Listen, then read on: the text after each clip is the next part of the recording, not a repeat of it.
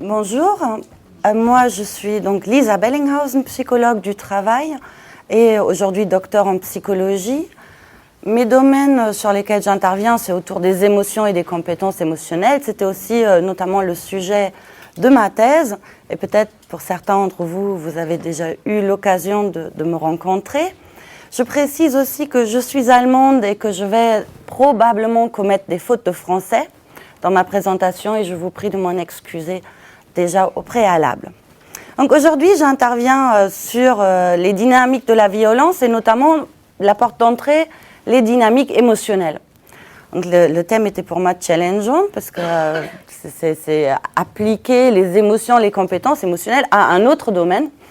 Et donc c'est le fruit de ce travail que je vais vous présenter. Je ne me suis pas tout à fait tenue à la consigne de faire 2 parties parce que finalement, comme j'ai ce côté, j'arrive jamais à finir une conférence à l'avance. C'est pas parce que je travaille pas assez, j'ai toujours des modifications de dernière minute. Alors finalement, ça s'articule légèrement différent. Vous allez voir. Alors, le questionnement posé dans cette intervention, il est en 2 temps. Et on va aussi traiter ces 2 temps. C'est qu'on a quelque part quelque chose qui va déclencher un comportement agressif et j'expliquerai pourquoi je préfère le terme agressif à violence, aussi un déviement de ma part face à la consigne. Donc il y a un questionnement autour, qu'est-ce qu'il y a au niveau émotionnel qu'il se passe pour qu'on passe d'une situation au déclenchement d'un comportement agressif. Ça va être la première partie. Deuxième partie, on va voir qu'est-ce que ce comportement agressif a comme conséquence sur un individu qui le subit ou qui est spectateur et avec la même question, qu'est-ce qui se passe au niveau émotionnel. Donc, on va aborder ces 2 volets de la manière suivante. Déjà, je vais vous proposer une définition de l'agression, notamment en tant que comportement social. Pas forcément un comportement pro-social, mais un comportement social. Ensuite, on va aller voir dans la partie comment est-ce qu'on peut définir une émotion. Et notamment pour mieux comprendre ce lien entre une émotion et un comportement. Et du coup, dans une 3e partie, on va aller vraiment dans le détail des émotions qui ont un potentiel de déclencher un comportement agressif. Mais on n'est pas encore, là on est dans le potentiel qu'une émotion déclenche une agression, mais on n'est pas encore dans le comportement effectif, parce que pas tout individu qui a une colère va tomber dans un comportement agressif. Mais comment on transforme un comportement potentiel ou une tendance à l'action dans un comportement effectif? Ça va être du coup la partie 4. Et on traitera enfin les répercussions de la violence avec aussi le questionnement autour enfin des leviers et j'essayerai de conclure.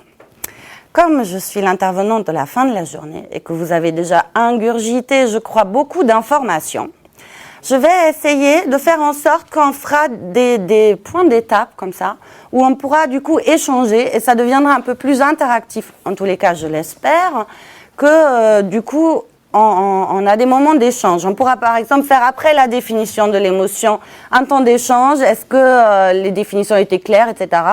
Pareil, on pourra intercaler un là. Donc en fait, après chaque rond-point, on peut faire des moments de ajustement en termes de compréhension, de concepts et de remarques. Ça va? Pour l'instant, on démarre juste. Alors, le comportement ou l'agression, comment est-ce que c'est défini en psychologie?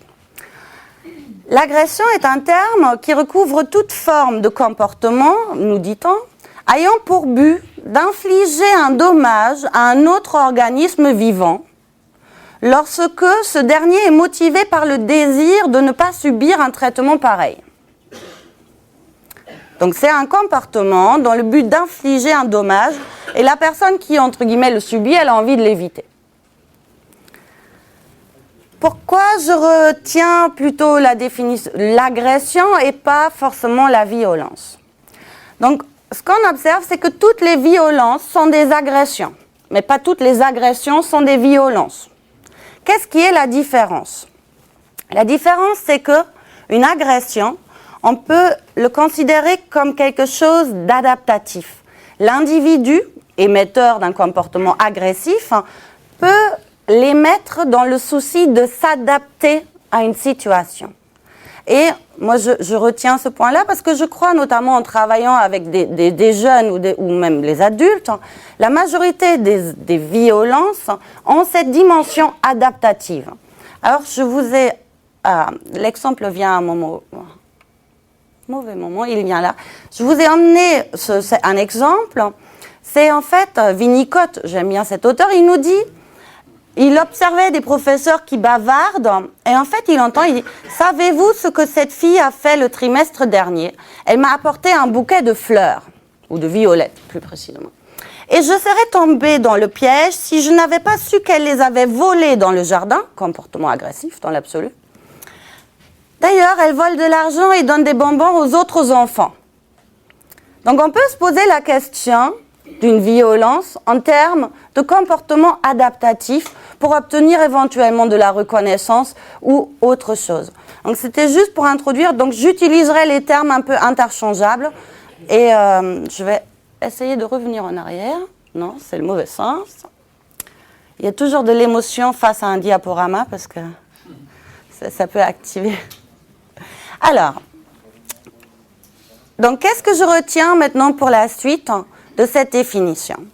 Je retiens que c'est un comportement social en réponse à une situation. Donc, il y a un déclencheur qui entraîne un comportement agressif.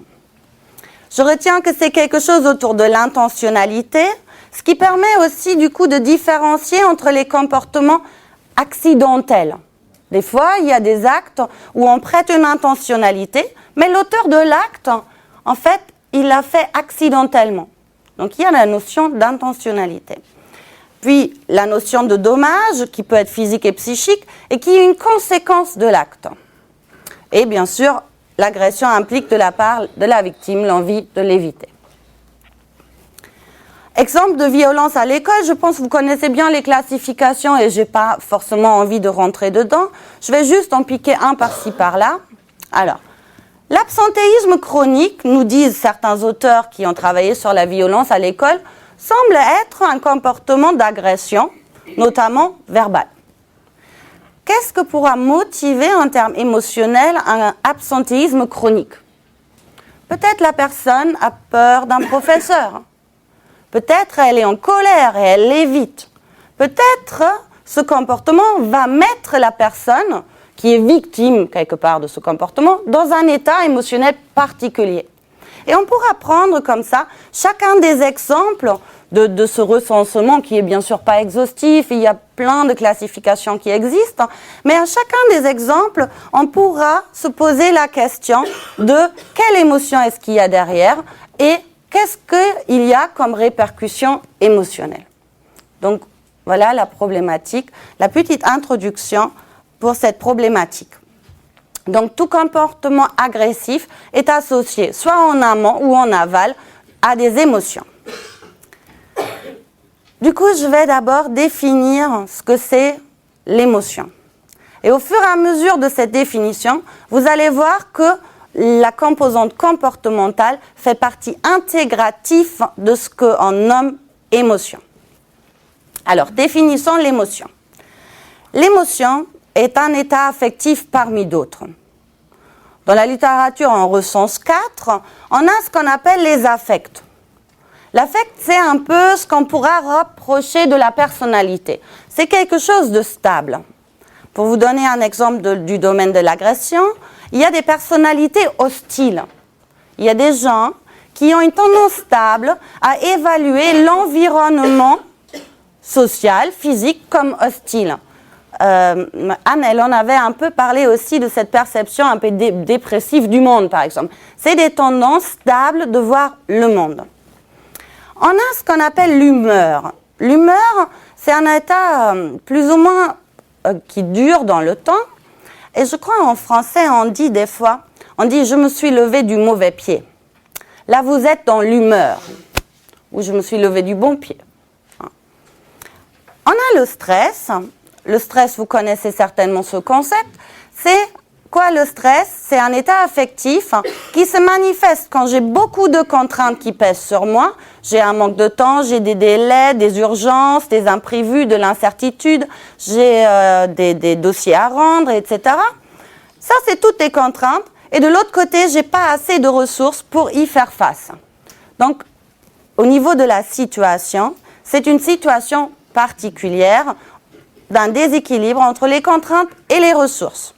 Et nous avons ce qu'on appelle les émotions. Et tous ces états affectifs interagissent. Donc si on s'est levé du mauvais pied, on a une personnalité hostile. Bon, peut-être il y a là quelque chose dans ces interactions également qui peut favoriser le déclenchement d'un comportement agressif. Mais on ne va pas encore jusqu'à là. Revenons à la définition de l'émotion. L'émotion, elle est déclenchée par un événement. L'événement déclenche l'émotion qui, elle, va se manifester. Elle va se manifester au niveau cognitif. C'est quand vous dites quelque chose dans la tête, par exemple. C'est « Ah, je m'ennuie. C'est pas intéressant ce qu'elle dit, cette conférencière. » Là, ça, c'est une manifestation d'une émotion. Peut-être ce sera autour de l'ennui, je ne sais pas. Mais c'est ce qu'on se dit dans notre tête qui accompagne la manifestation de l'émotion. Nous allons avoir ce qu'on appelle la partie physiologique et je reviendrai dessus. Donc c'est un éveil physiologique, il y a toutes des choses qui se passent dans notre corps quand nous ressentons des émotions. Il y a l'expression motrice, donc posturale, faciale. L'émotion a une posture. Si je suis plus repliée sur moi, c'est certainement pas l'émotion de colère, mais plutôt une tristesse. Donc il y a vraiment une expression posturale, faciale propre aux émotions. Et enfin, on a les tendances à l'action. C'est ici qu'on va trouver notamment le potentiel d'une agression, voire le comportement de l'agression à proprement parler. Et enfin, dernière composante, c'est le sentiment subjectif. Alors c'est ce qui a longtemps d'ailleurs empêché les psychologues à travailler sur le thème, parce qu'ils ont dit que c'était tellement subjectif l'émotion, que de toute façon on ne pouvait pas y accéder. Alors c'est quoi ce sentiment subjectif? C'est comment vous incarnez, vous, à votre manière, l'émotion. Par exemple, moi je pourrais dire, si je suis en colère, je sens un bouillonnement à l'intérieur de moi. Mais peut-être vous allez me dire, non, moi je sens plutôt une vigueur. D'accord? Peut-être quelqu'un d'autre va me dire autre chose. Donc c'est vraiment la partie de l'expérience subjective qui est le plus individualisée et qui crée, vous vous en doutez, des fois des problèmes de compréhension de l'état émotionnel de l'autre. Mais il y a quelque chose au milieu de tout ça. On a une situation qui va déclencher une émotion qui se manifeste, mais il y a quelque chose au milieu qu'on appelle l'évaluation cognitive de l'événement. Si je évalue l'événement comme hostile, comme empêchant la réalisation de mes buts, de mes actions, voilà, il y a tout un ensemble d'étapes d'évaluation nécessaires pour qu'il y ait déclenchement de l'émotion. Le tout, je peux les schématiser sur un processus, donc je vous l'ai emmené parce que c'est peut-être plus facile à mémoriser. Donc on a une situation qui peut être interne ou externe, qui tombe sur nos systèmes attentionnels parce que si je ne le traite pas l'émotion, la situation, je ne vais pas l'évaluer.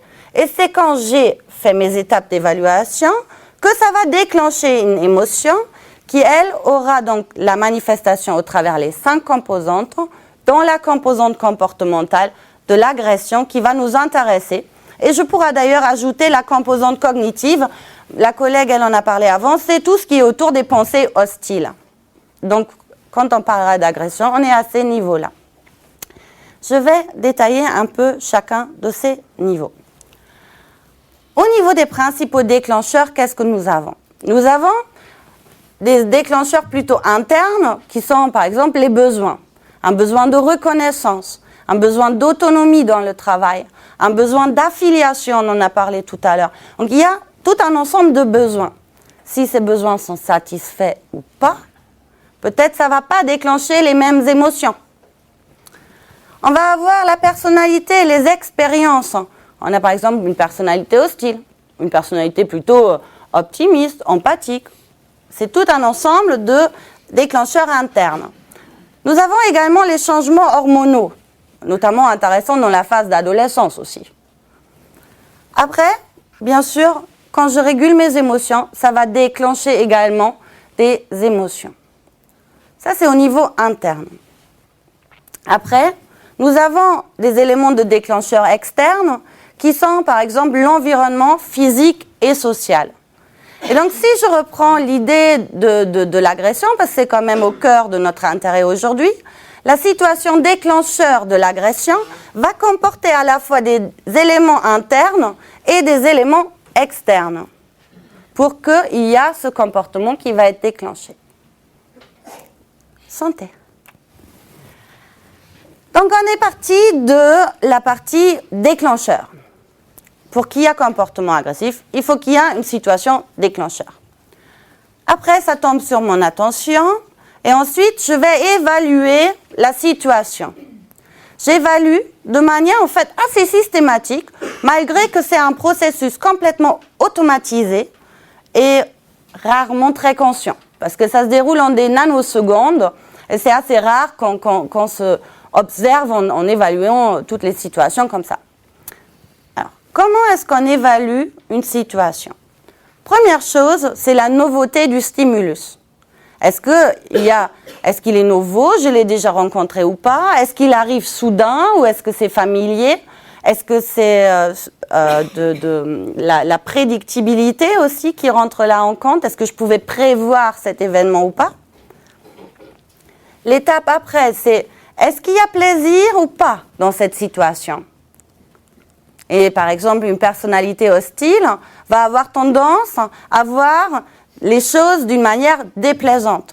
Donc il y a des évaluations plus, comment dirais-je? Comment? Non? Je croyais que vous alliez venir en aide pour que je trouve... Oui, des évaluations négatives de mon monde, voilà. Après donc, plaisir intrinsèque, la pertinence ou importance de l'événement par rapport à mon but et mes objectifs. On peut s'imaginer que si l'événement n'est pas important par rapport à mes buts et objectifs, je ne vais pas forcément développer un comportement agressif. Je ne vais pas forcément avoir une émotion ayant un potentiel de déclencher un événement, un comportement de ce type.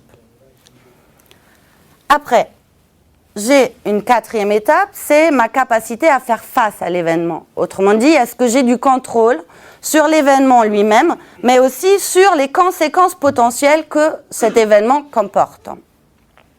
Les manifestations émotionnelles ne vont pas être pareilles si je crois avoir un potentiel de contrôle ou pas. Et enfin, dernière étape, c'est la signification normative. Est-ce que l'événement est en cohérence ou pas avec mes normes ou ceux de mon groupe d'appartenance? Donc jusqu'à là, on n'a pas du tout d'émotion. C'est parce que j'évalue ici qu'on va avoir la naissance, la manifestation émotionnelle qui va se mettre en place.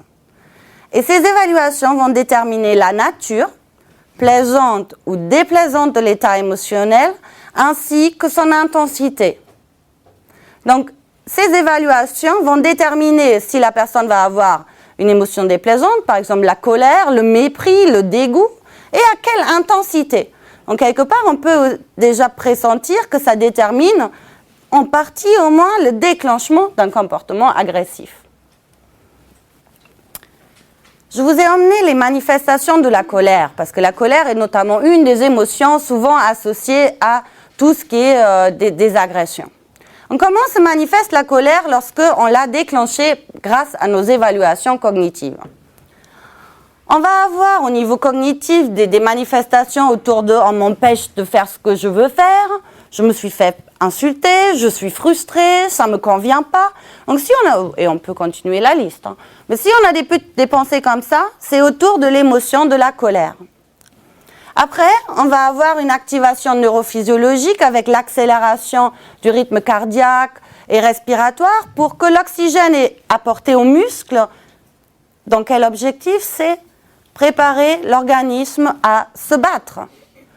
Ce, du coup, sous-tend le développement en termes potentiels ou comportements effectifs, des comportements autour de l'agression, envie de frapper, de détruire, etc.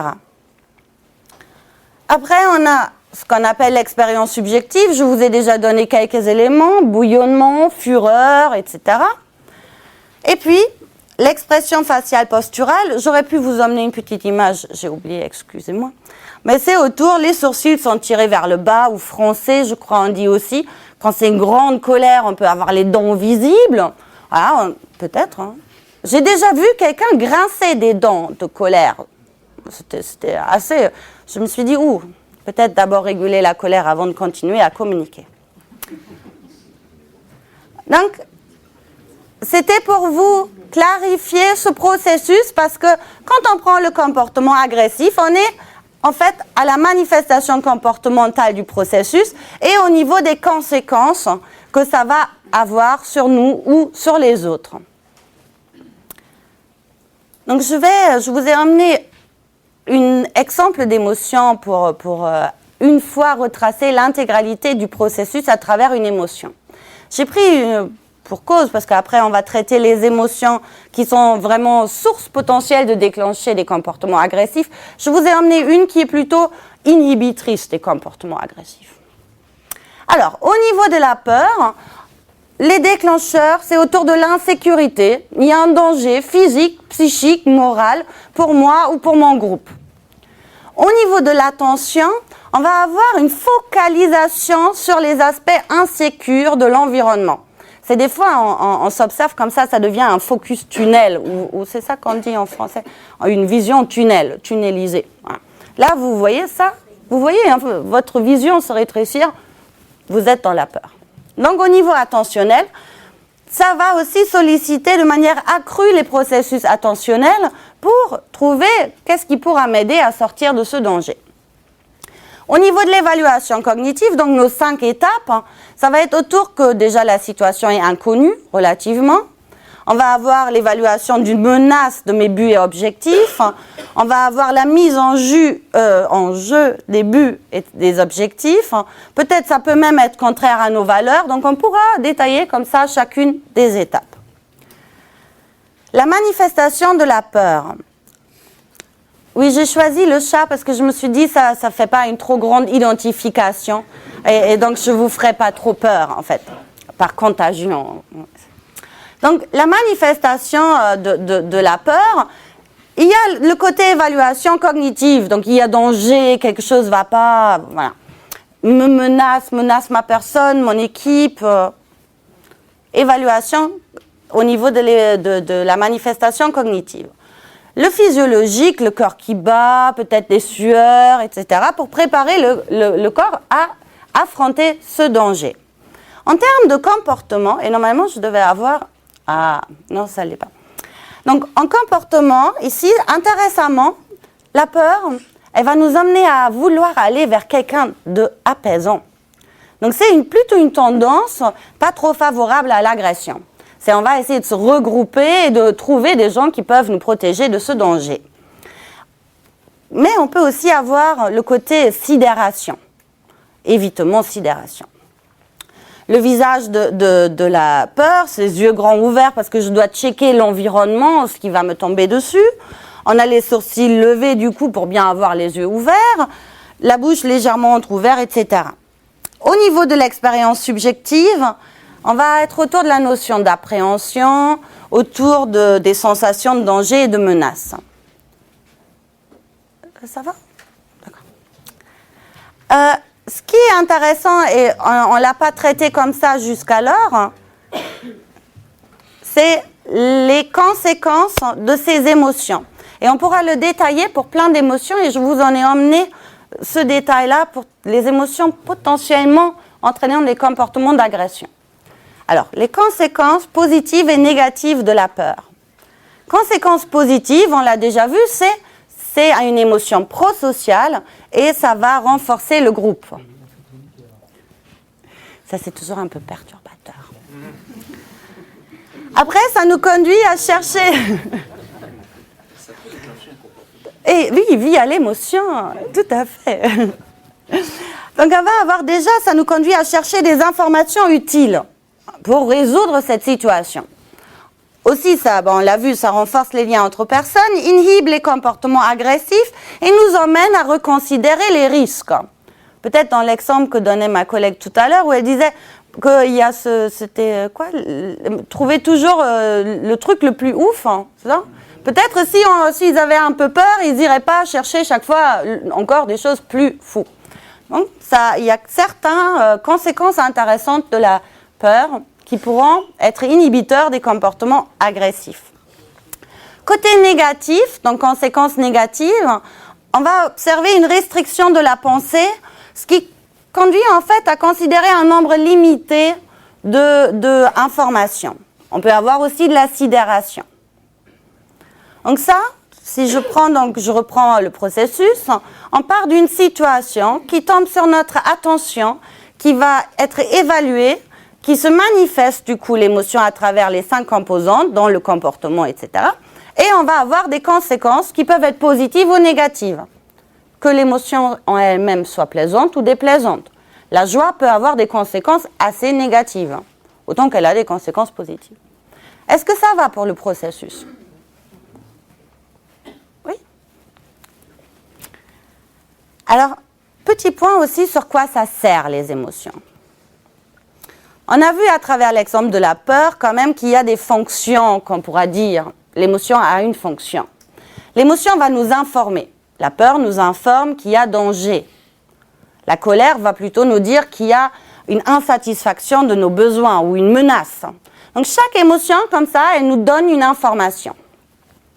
Aussi, elle nous prépare, notamment via toute l'activation physiologique, à la mise en œuvre de comportements.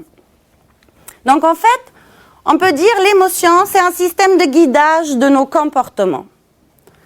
L'émotion peut nous guider vers des comportements antisociaux ou vers des comportements prosociaux et plein d'autres comportements certainement encore. Mais c'est notre angle d'approche. Donc je vais vous préciser comment ça se fait que les émotions influent sur nos comportements.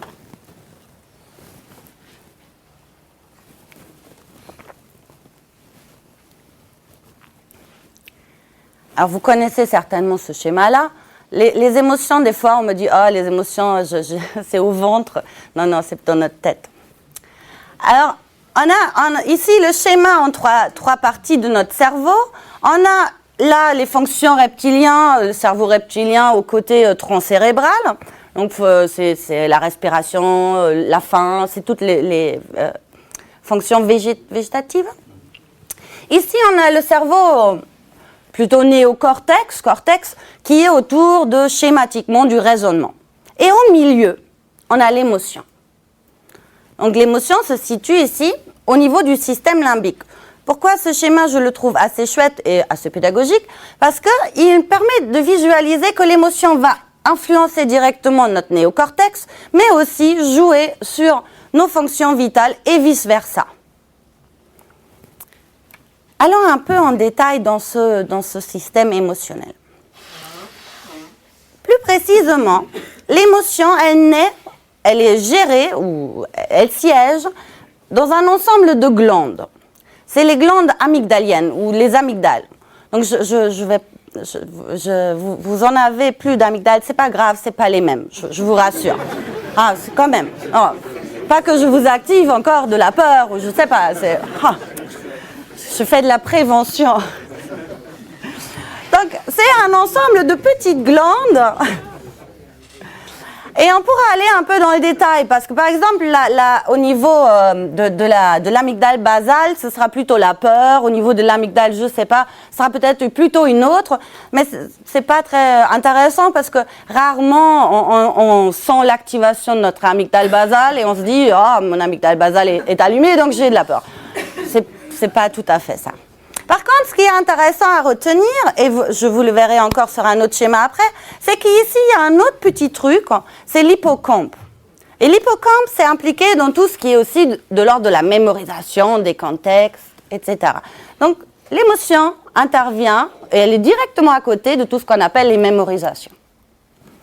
Ça viendra aussi dans le côté, ma collègue en a parlé, c'est la pensée hostile. On voit le monde d'une manière hostile. Donc là, il y a aussi de la mémorisation qui joue. Donc, c'est des centres très, très rapprochés. Comment ça se passe? Notre idée, c'est comment on passe du stimulus au comportement.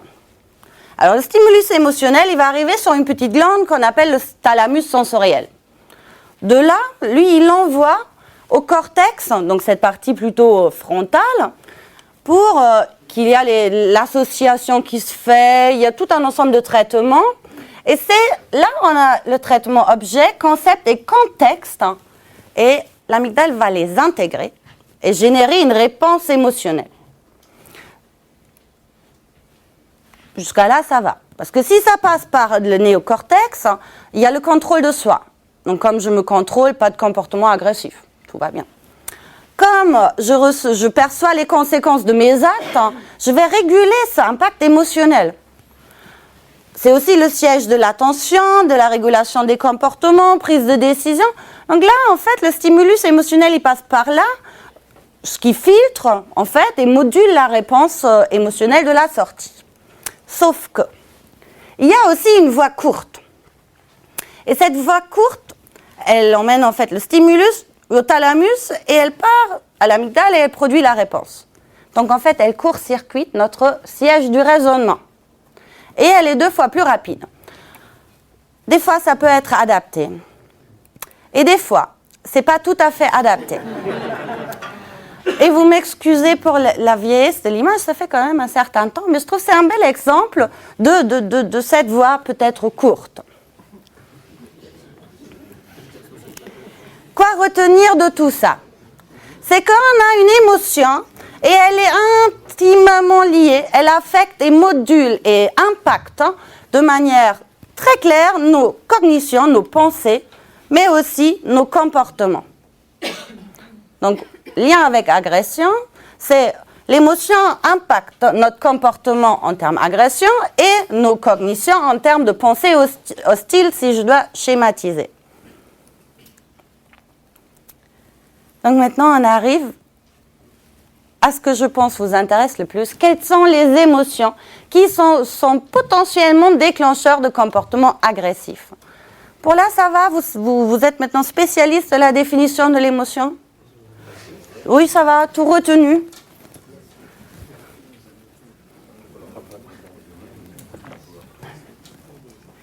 Oui, j'ai fait après, j'ai développé dans le train un QCM comme ça après. Je me suis dit, comme j'interviens en dernière heure pour favoriser la mémorisation. Non, je rigole. Alors, quelles sont les émotions qui ont un potentiel de déclencher un comportement agressif? J'ai emmené ce cercle, en fait, parce que c'est l'école de Genève, ils ont travaillé sur des émotions. Et ils ont travaillé sur 16 émotions. Et ils les ont détaillées vraiment en situation déclencheur, qu'est-ce qui se passe au niveau de l'évaluation cognitive, quelles sont les manifestations, notamment comportementales, les conséquences potentielles. Donc, voilà pourquoi j'ai emmené ce cercle. Excusez-moi.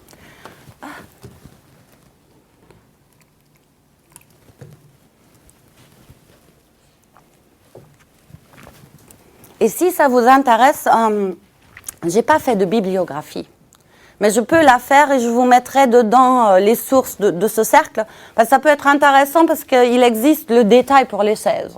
Et il travaille sur le détail des 64, parce qu'on pourra le détailler ici encore in fino, beaucoup plus fin. Donc les émotions qui sous-tendent les comportements agressifs sont plutôt des états affectifs déplaisants.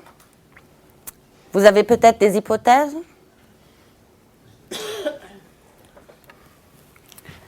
Alors, on a l'envie. Envier quelqu'un, pas l'envie de plaisir ou envier quelqu'un, autour de envier. Le déclencheur, c'est il y a un sentiment d'infériorité. Au niveau de l'évaluation cognitive, en termes de plaisir, déplaisir, c'est plutôt déplaisant comme émotion. Et on estime avoir un contrôle élevé sur la situation et ou ses conséquences. Ce qui est intéressant, c'est que cette émotion, elle va avoir des comportements autour de la mobilisation. Et si elle se couple à la colère, il y a un fort potentiel d'attaque. Donc l'envie, au niveau de la manifestation comportementale, a un potentiel fort de se transformer en comportement d'attaque. Aussi, chaque émotion, je vous ai dit tout à l'heure, a des conséquences positives et négatives. L'aspect positif, si l'envie est bien gérée, pourra être qu'on va développer davantage d'efforts pour se développer. En revanche, l'aspect négatif, c'est que si l'envie est prolongée, ça peut fortement empoisonner les relations et du coup conduire aussi à des comportements plutôt agressifs. Alors on a l'envie. On a la colère. Donc la colère, les situations sont des menaces d'objectifs, des injustices, de la frustration, des attaques reçues. L'évaluation cognitive, encore déplaisant, on va avoir un contrôle élevé. Et en termes de comportement, on est là carrément dans l'attaque, l'agression verbale ou symbolique et ce qu'on a aussi autour de l'agressivité passive. Il y a quand même des aspects positifs. C'est que la colère bien gérée, elle augmente la confiance en soi, mais aussi la confiance au niveau d'un groupe. C'est pour ça que vous voyez les petits G et les petits I. Voilà, quand il y a I et G ou que I ou G, c'est que au niveau individuel ou que au niveau du groupe. Alors la colère, elle permet de renforcer les valeurs d'un groupe. L'aspect négatif, c'est il y a l'attaque possible. Et si cette émotion se couple au mépris, le potentiel d'attaque augmente encore. Je vous en ai emmené encore une.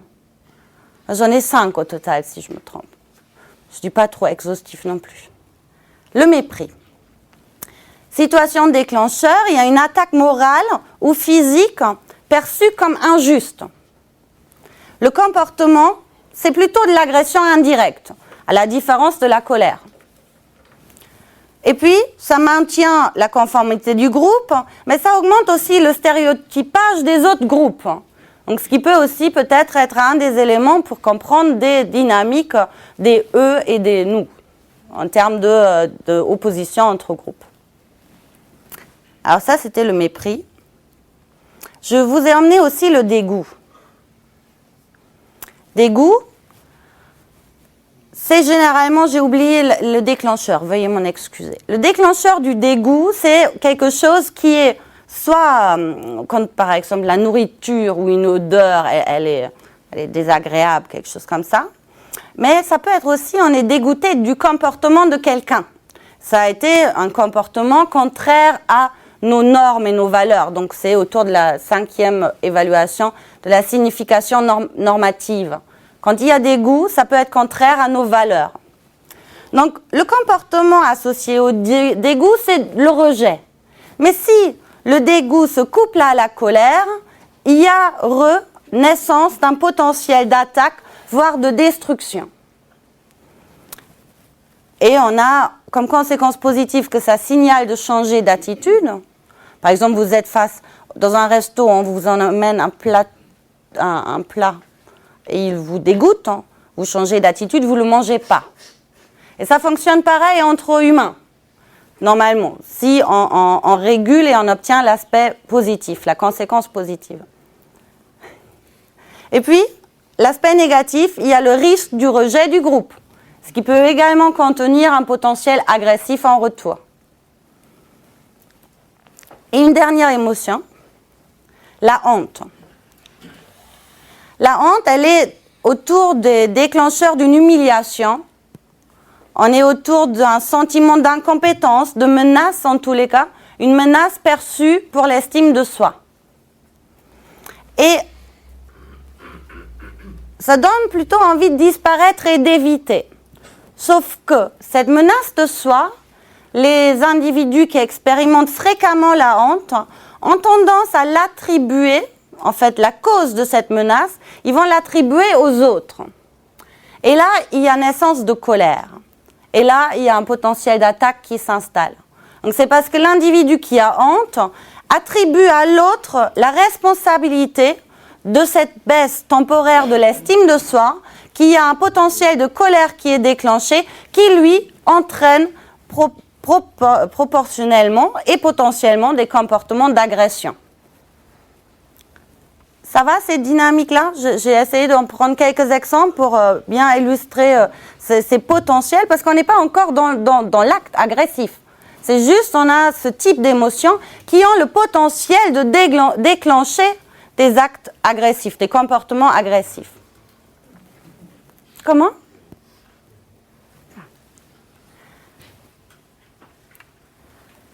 Donc du coup, ma question, c'est que comment on passe de ce potentiel que ces émotions comportent au déclenchement du comportement effectif de l'agression?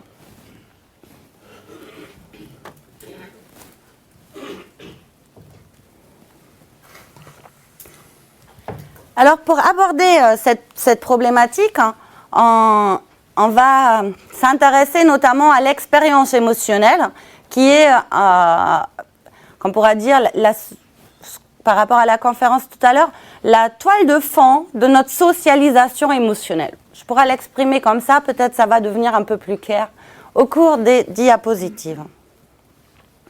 Mais peut-être vous avez pour l'instant des questions. Oui. Oui, si je peux me permettre, vous l'avez écrit, la peur, vous disiez, est utile, car elle est source d'inhibition de l'agressivité. Mais est-ce que l'inverse est possible, je pense? Je prends un exemple concret. Et la peur, dans ce cas-là, peut engendrer, au contraire, l'agressivité. Je prends un exemple concret en temps de guerre, par exemple. Les officiers qui commandent en Afghanistan nous disent ceci. Mes soldats ont peur quand ils arrivent, et ils disent c'est une bonne chose, parce qu'ils vont être attentifs, prudents, et ensuite, ils deviendront agressifs. Et ils disent, s'ils sont agressifs, c'est très bien, parce qu'au moins, ils ne seront pas des cibles de l'ennemi. Donc je crois qu'il y a là un lien de causalité assez fort, et peut-être qui contredit un peu ce que vous avez dit, à moins que vous puissiez nous donner des éclaircissements. Je vais essayer de donner des éclaircissements, tout à fait. Il y a quelque chose qui s'est calé entre le passage de la peur à la colère, il s'est calé une émotion entre le passage de la peur à l'attaque, qui est, elle, l'émotion de la colère. Voire, elle a été ressentie de manière concomitante. Ouais. Vous avez très justement esquissé l'aspect positif de la peur. Je vais être vigilant et attentif et prendre des risques modérés. Donc ça, entièrement. La colère, elle mobilise l'énergie et va plutôt être favorable au comportement agressif. Donc si on passe de la peur à l'agression, il y a quelque chose au milieu qui se passe, ou de manière concomitante, qui est le déclenchement de l'agression, de la colère. Qu'est-ce qui pourrait être, dans la situation que vous évoquez, source de colère? Le danger. Oui, qu'eux-mêmes ils sont attaqués. Exactement. Donc en fait, et je vous remercie de le relever, c'est que dans une situation donnée, on va avoir plein de déclencheurs. Donc on va avoir une situation qui potentiellement déclenche à la fois de la peur et de la colère. Et du coup, ils peuvent avoir les bénéfices quelque part en conséquence comportementale de la peur, tout en ayant l'activation de la colère et du coup la disponibilité des comportements agressifs. Est-ce que ma réponse vous satisfait un peu? Est-ce que vous avez... Oui? D'autres questions? Je vais encore ajouter du coup quelque chose à ce que vous disiez. Ça pose la question du bon mélange d'émotions pour une activité donnée. Et notamment, je travaille avec des pompiers. Et une des questions sur laquelle on travaille, c'est face au feu, ils sont exaltés. Moi, je leur dis, mais face au feu, moi, je cours. Non. Eux, ils sont exaltés face au feu, c'est top, avoir un feu. Oui, mais du coup, il manque la vigilance de la peur. Voilà. Et du coup, le travail va être comment je peux activer de la peur pour avoir le bon mélange. Ce qui peut aussi être dans la réflexion, et on y arrivera tout à l'heure, c'est quel sera le bon mélange, ou quelles sont les émotions que je peux activer concomitantes aux émotions qui ont un potentiel d'agression pour les inhiber quelque part. Ça donne aussi un côté de... Moi, j'aime bien des fois dire que c'est un peu comme une ratatouille. Oui, c'est peut-être parce que c'est la fin de la journée, on commence à avoir faim. Mais on peut avoir du coup un peu de peur, un peu de colère, peut-être un peu d'espoir aussi, parce que je pense que les gens, dans l'exemple que vous donnez, ils doivent avoir aussi l'espoir, qui mobilise également de l'énergie. Donc une question, quel sera un bon mélange d'émotions face à une activité ou pour prévenir un tel type de comportement? Ça va? J'ai pas du tout une montre en fait, je vais... Ah bah oui, il y en a une grande en plus. Alors, si tout ce qui est au niveau l'émotion, le processus émotionnel est clair, on va aller essayer de comprendre. Vous avez une question? Non? Ça va?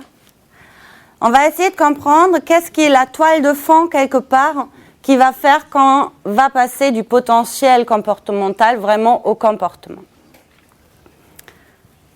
Donc, peut-être juste pour mettre des mots barbares et faire comme si je suis un peu savante, on va passer par les théories cognitivo-néo-associationnistes.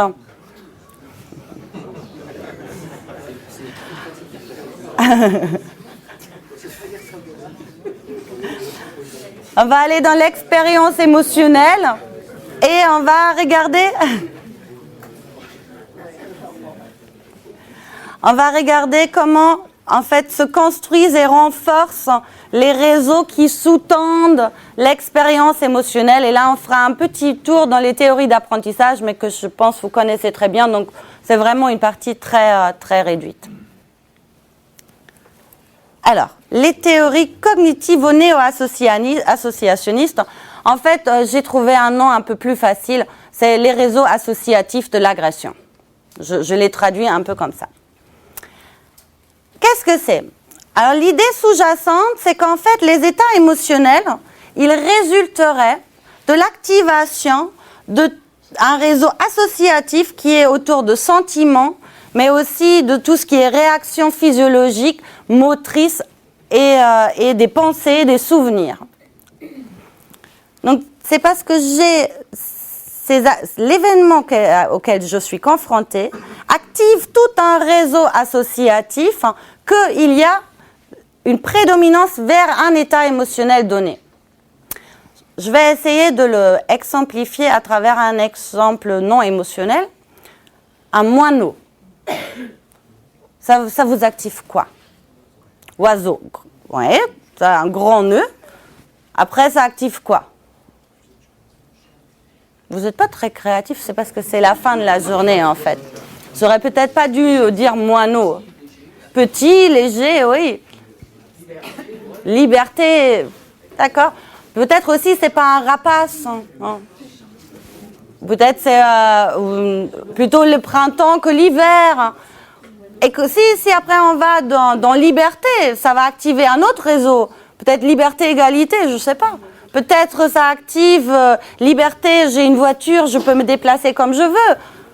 Et vous voyez comme ça se tricote tout d'un coup un réseau avec des noyaux et ils sont interreliés, mais on est parti juste du mot moineau. Et c'est avec l'émotion, c'est pareil.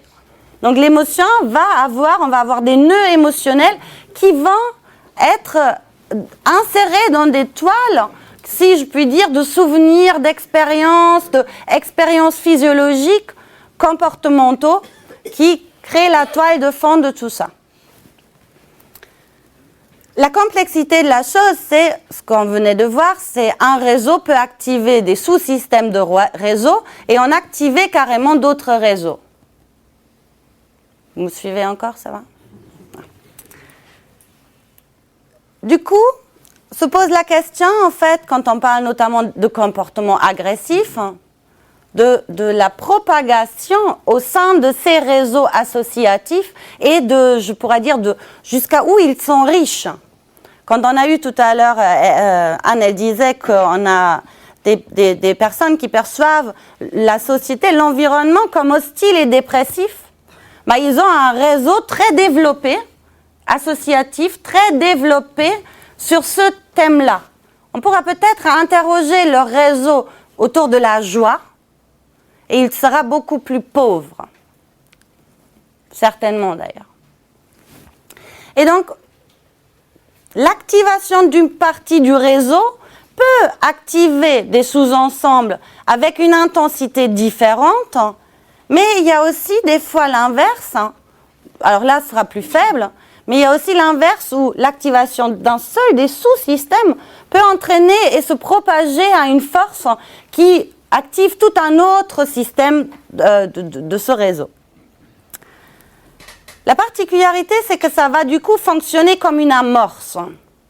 Amorcer, comme une amorce. Une situation à laquelle je suis confrontée, elle va activer des réseaux associatifs.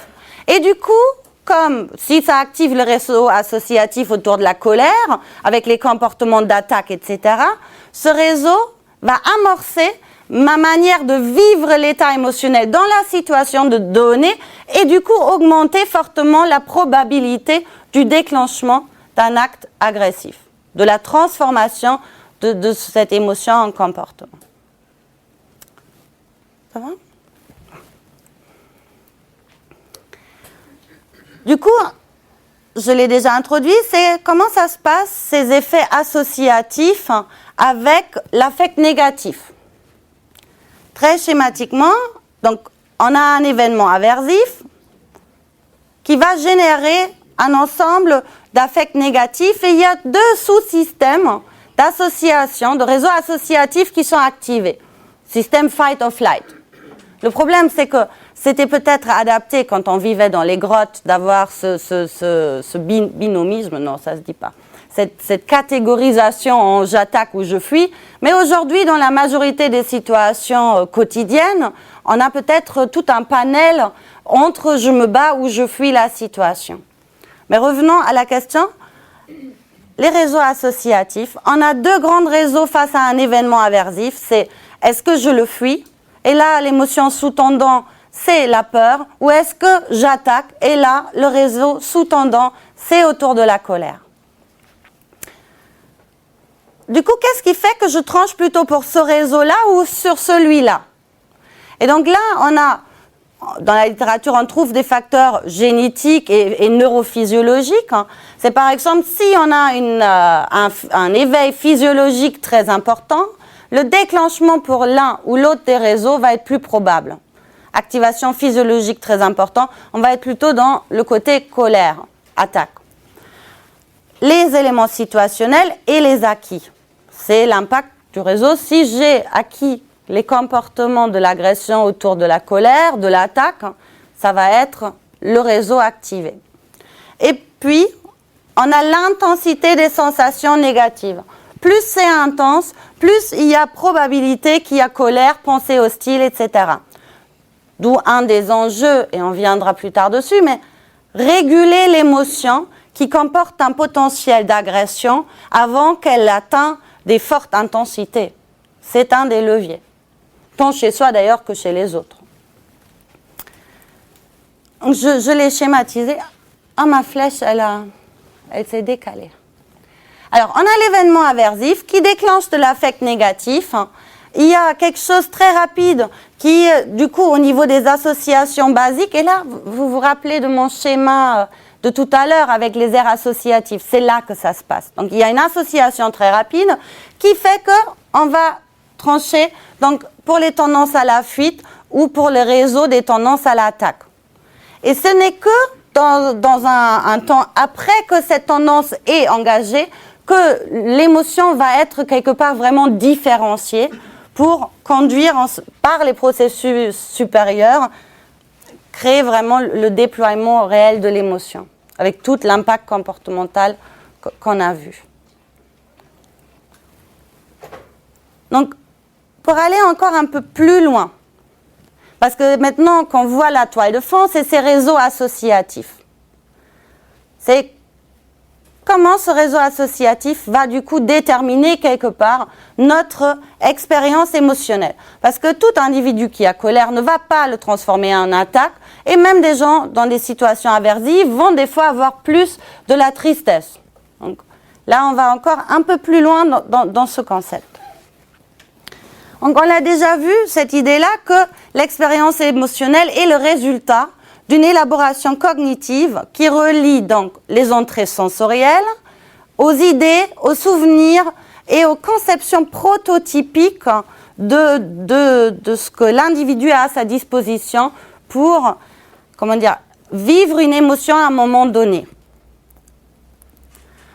Donc c'est, ça on laisse, c'est cette perception émotionnelle, elle va agir comme un filtre.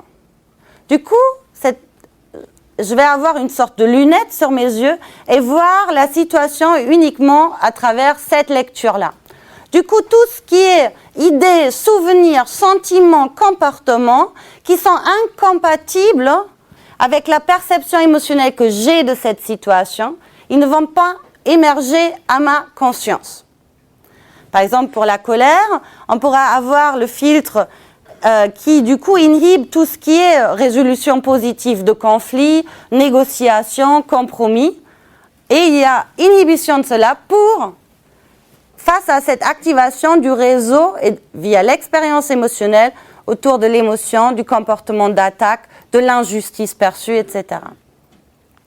Donc on a quelque part des filtres émotionnels à travers lesquels on va regarder le monde et qui inhibent certaines expériences, certains comportements qui du coup ne vont pas être mis en œuvre face à d'autres qui vont se déployer, comme le comportement agressif en question. Donc quelque part en enjeu, ça va être intéressant d'identifier l'émotion qu'on porte d'entrée. J'identifie, il y a colère. Mais quel est le réseau associatif, quelle est l'expérience émotionnelle de l'individu derrière cette émotion? Et c'est là où on pourra réfléchir sur comment j'enrichis ce réseau, comment je vais faire en sorte qu'il laisse quand même passer d'autres comportements et ne filtre pas tout ce qui est comportement plutôt de négociation face à un conflit ou une attaque, par exemple. Ça va, je ne vous ai pas encore tout perdu? Non?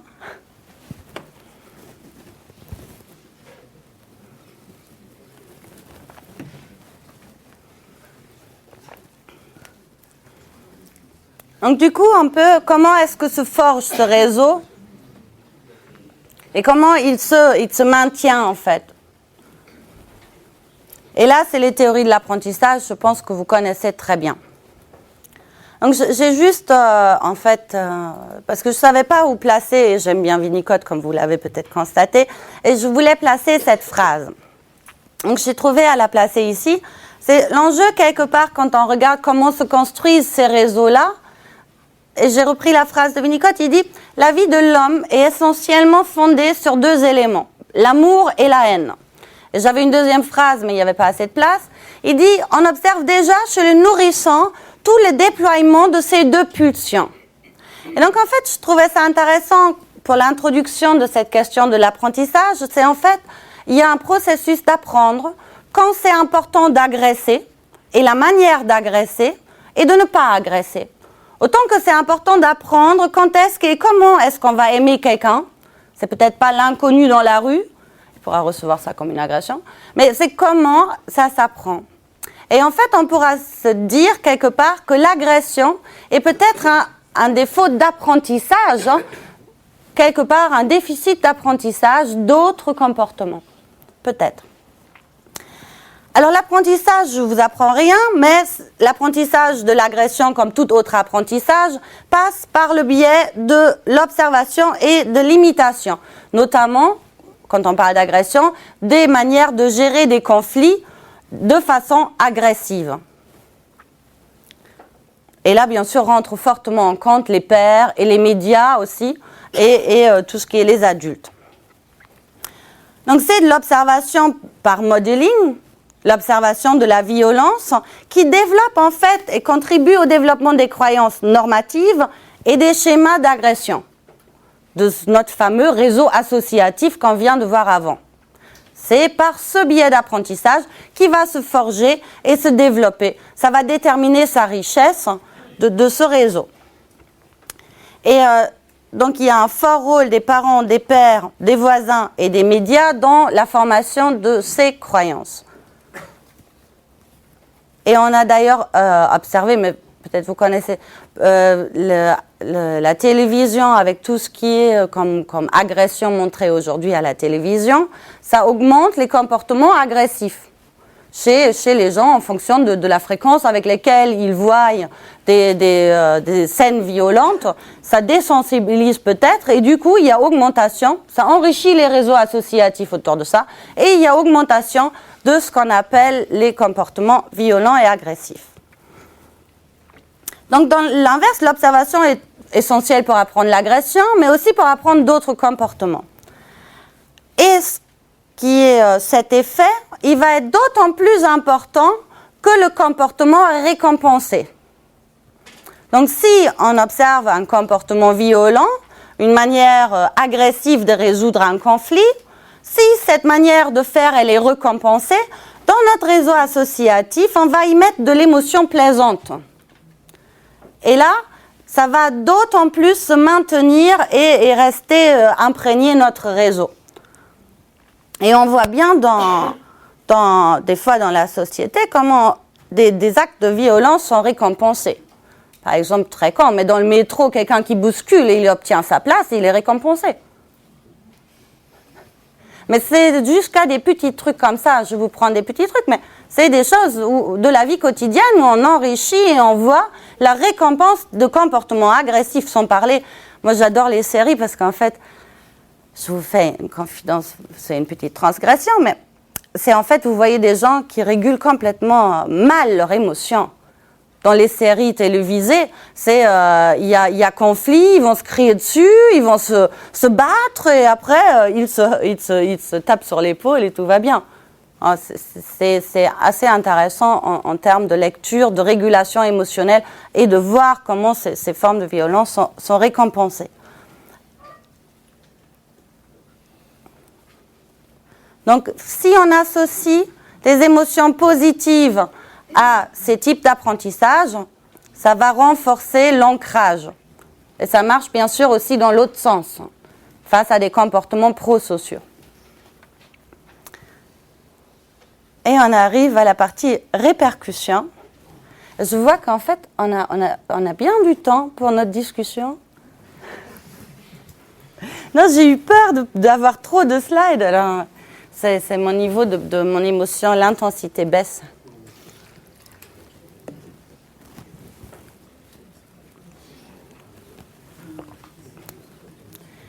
Alors, quelles sont les répercussions de l'agression ? Vous avez peut-être des idées, non ?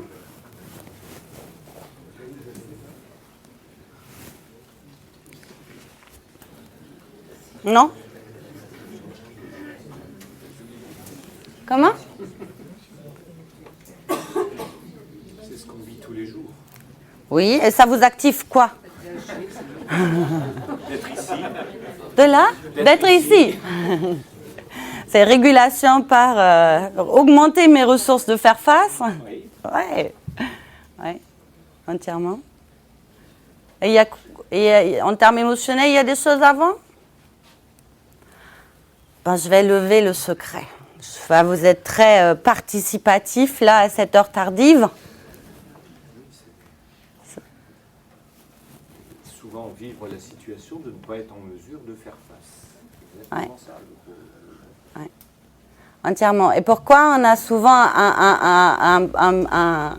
une difficulté de faire face ? C'est parce que l'agression va, pour nous, être un événement aversif et quelque part activer le réseau « j'ai envie de fuir » ou « j'ai envie d'attaquer ». Donc en fait, on pourra dire c'est du miroir. Une attaque, une agression, quand on la reçoit, ça active les mêmes réseaux associatifs chez nous avec les nœuds émotionnels, l'expérience émotionnelle, les filtres émotionnels. Et du coup, il y a première activation, c'est je fuis ou j'attaque. Ou des fois même, je suis pas allée jusqu'à là, mais des fois ça peut être carrément un impact traumatique face à certains types de violences ou d'agressions auxquelles nous sommes confrontés. Donc je ne suis pas allée jusqu'à l'impact traumatique. Non, mais ça nous pose la question, j'ai une activation émotionnelle moi-même, et qu'est-ce que je peux mettre, en tous les cas de ma lunette émotion, bien sûr. C'est qu'est-ce que je peux mettre en place pour gérer ça.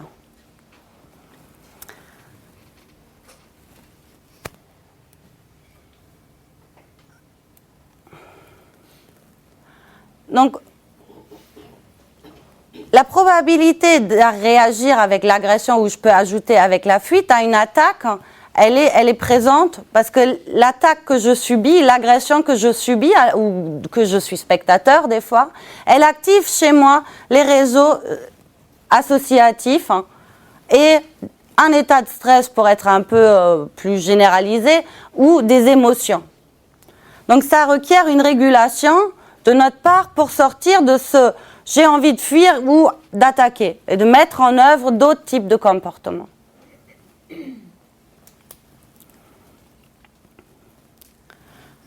Donc je me suis permis de voir peut-être qu'est-ce que, avec les approches émotionnelles, on pourrait avoir comme levier. Oui, ça vous intéresse? Ouf. Quelque chose qui m'apparaît comme presque antinomique. On a entendu ce matin le professeur Pain dire nécessité de réactivité dans un laps de temps très bref entre l'événement et la réponse que l'on doit apporter. Et en même temps, à vous écouter, on a presque envie de dire nécessité d'un laps de temps important avant de réagir pour ne pas réagir à chaud, mais attendre de réagir à froid. Oui. Et en fait, comment dire, je dirais que c'est pas antinomique, c'est peut-être on n'a pas le même point d'entrée. Je vais essayer de m'expliquer un peu mieux. Alors, face à une agression, ça requiert une réaction, mais pas une réaction fuite ou attaque forcément. Et pour ça, on a besoin de dégager quelque part un temps pour mettre en place une stratégie.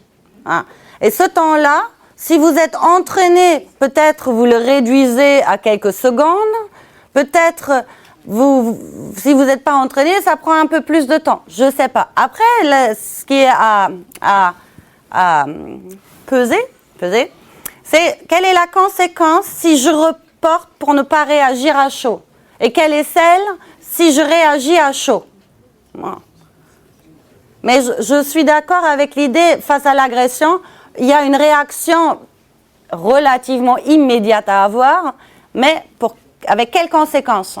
Et si je dégage un temps pour réguler, pour pas réagir de manière démesurée, parce que ça peut être aussi ça, la conséquence potentiellement négative si je réagis à chaud, c'est que j'ai un acte qui est peut-être démesuré ou par rapport à la situation. Donc, je suis d'accord avec cette idée, je ne le vois pas aussi antagoniste. Après, on a besoin d'un temps d'élaborer une stratégie. Et ce temps, on a besoin des fois à le dégager.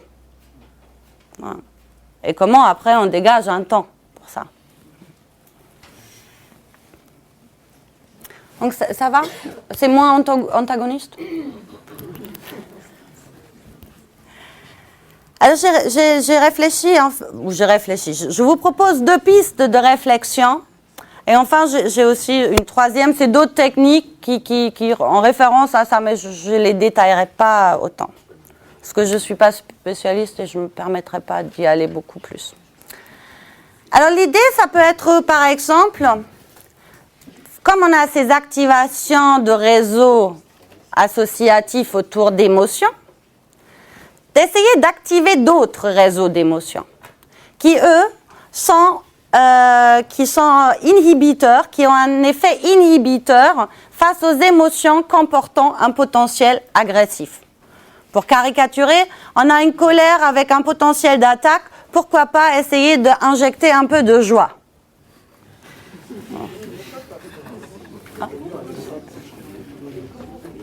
Ah bah. Comment on fait?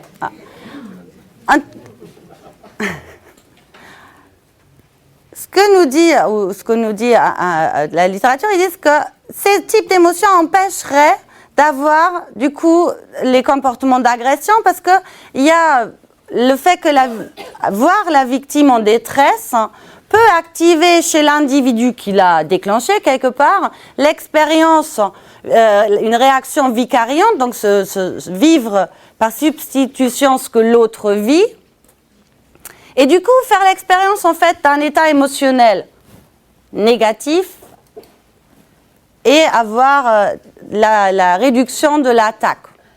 Alors l'empathie pourra activer quelque chose comme ça. L'empathie, se mettre à la place de l'autre, du coup ressentir la souffrance de l'autre, ça réduirait du coup la probabilité des attaques. Comment? Oui, c'est étudié. Souvent le contraire. Souvent l'inverse. Dans les phénomènes de lynchage, etc., plus la victime est faible et plus elle est mise à terre. Oui, il n'y a pas empathie. Non, je suis d'accord avec ce que vous dites. Maintenant, si on intercalerait l'empathie, ça inhiberait. Voilà. Après, c'est comment est-ce qu'on arrive à injecter, en fait, c'est comment j'arrive à injecter des états émotionnels chez les gens. Comment? Quand un élève est par terre avec d'autres autour, il est la victime. Et il est rarement le martyr et les autres s'acharnent plutôt sur lui plutôt que le contraire. Enfin, l'expérience. Oui, non, ça fait peut-être... mes expériences du lycée, j'ai vu aussi des choses comme ça. Oui. Mais il n'y a pas l'empathie. En fait, j'ai pris cet exemple pour dire que, voilà, si on installe ces émotions-là, ça conduit à. La question, c'est comment est-ce qu'on peut les installer. Mais s'il y a empathie, les gens, ils arrêteraient. Voilà. C'est incompatible d'avoir de l'empathie et d'aller, quand quelqu'un est par terre, d'aller encore plus fort. J'ai plus de l'eau, en fait. Merci beaucoup, Eric.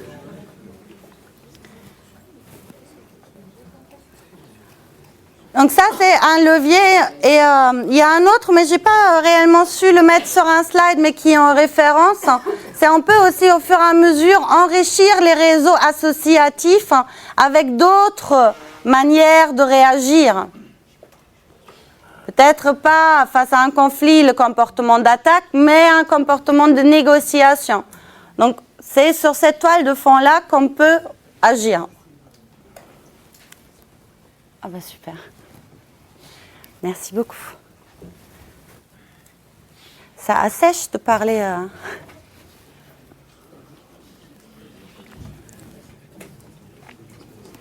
Donc c'était pour une piste de réflexion. Donc je vous ai emmené, vous avez déjà un peu rencontré ces émotions, plutôt le côté déplaisant. Mais par exemple, autour des émotions fierté, exaltation, joie et satisfaction, on a donc les situations, c'est autour de l'accomplissement de quelque chose, personnel ou professionnel, ou à l'école par exemple, et ça induit des comportements différents. Par exemple, l'exubérance, l'expansivité, mais aussi l'envie de célébrer avec les autres, une ouverture vers les autres et le monde qui nous entoure. Par exemple, ça peuvent être des émotions qui peuvent inhiber ou créer un contrepoint face à d'autres types d'émotions qui comportent un potentiel d'agression. Donc du coup, se pose la question comment je peux jouer en fait avec toutes ces questions d'émotions. Et là, on rentre dans la question des compétences émotionnelles. Et il y a des hypothèses aujourd'hui qui sont émises, notamment face au comportement d'agression, c'est qu'il y aura un déficit en fait autour de ce qu'on appelle les compétences émotionnelles et ou sociales. C'est qu'en fait, il y aura une sorte d'incapacité à réguler ce type d'émotion. Donc, qu'est-ce que c'est les compétences émotionnelles? C'est des compétences nécessaires pour s'adapter de manière réussie à des événements émotionnels. Réussi, c'est peut-être un peu mal traduit. En anglais, on dit successful. Alors, en termes de traduction réussie, je trouve qu'il y a un côté performance, mais C'est s'adapter aux événements émotionnels peut-être de manière constructive. On pourra le traduire plus justement.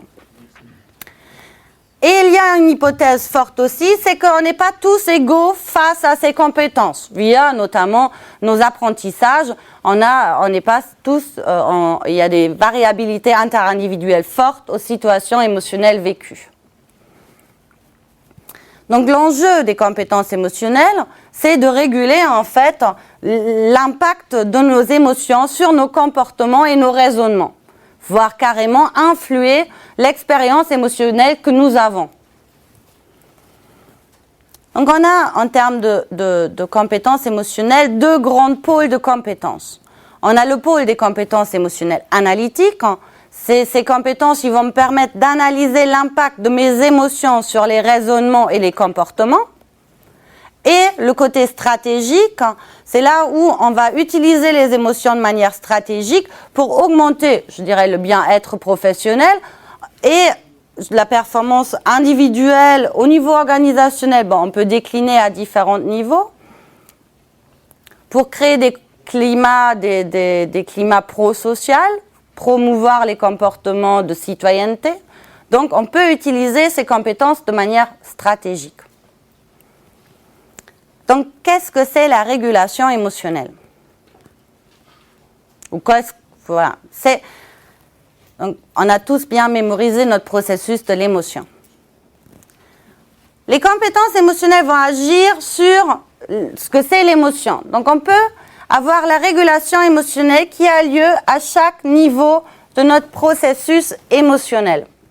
Je peux réguler les émotions en anticipant la situation. Je peux réguler au niveau de l'attention, au niveau de mon évaluation cognitive avec les 5 étapes. Peut-être l'événement, il n'est pas aussi menaçant que ça. Donc, revoir les étapes de l'évaluation. Et je peux réguler au niveau de la réponse, de la manifestation émotionnelle dans ses dimensions cognitives, comportementales, physiologiques, etc. Je vous amène des petits exemples.